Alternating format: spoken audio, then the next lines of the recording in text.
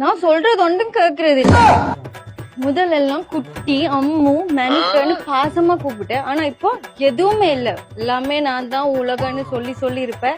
தென்னம்மாவை கனங்கன்னு வத்தினேன். தெரியாது தெரியாது මට තේරෙන්නේ අපිට මේ ප්‍රශ්නේ සිංහලෙන් කතා කරලා විසඳගන්න බෑ.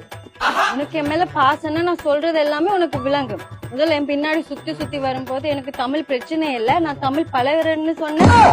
வா வேணும் உனதையா கேளக்கிவ. අයියෝ දෙමළ තේරෙන්නේ නැති නිසාමයි මම පස්සෙන් ආවේ. සිංහල ගෑනු කියන ඒවා අහන් ඉන්න බැරි.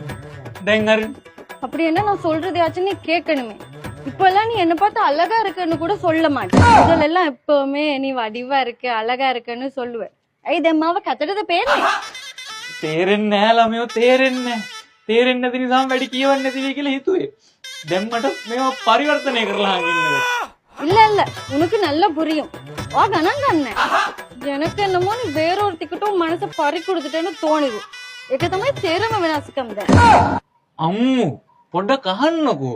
என்ன அம்முன்னு கூப்பிடாத. ஷலோமி கில கத்தா කරන්නේ.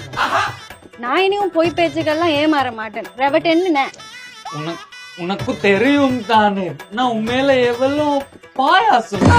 டேய் பைத்தியம் அது பாயாசம் இல்லடா பாசம். பாயாசம் කියන්නේ බූට් එක. பாசம் කියන්නේ ආදරයට. உனக்கு மண்டையில எவ்வளவு சொன்னாலும் உனக்கு ஏறாதா? பாசம் பாசம் பாசம் கழுத பாத்தியா போய் சொல்லும் போது உன் நாக்கு பிறழுது. எனக்கு தெரியும்டா நீ எனக்கு அப்ப வைப்பேன்னு நான் தன்னா මට කොහමරි බූට් එක දෙයි කියලා. මේ ඔයාටයි මටයි බෑද පොදු සම්මුතියකට ඇවිල්ලා තේරෙන භාෂාවකින් මේ ප්‍රශ්නේ විසඳගන්න. எனக்கேලා බෑ. ගෑනුන්ට ඉතින් අපි කියන කිසි දෙයක් බෑනේ. භාෂාව මොකුණත් වැඩක් නැහැ මේ ගෑනු සේරම එකයි. pesama poda. යන්න මේ ආදරය කරනවා කියන්නේ අමු අම්බ කනවා වගේ වැඩ. ஏன் அப்படி சொல்ற? බලන් ඉන්න මිනිස්සුන්ගේ කටට කෙලිනුවට අන මිනිහටයි අම්බුල තේරෙන්නේ.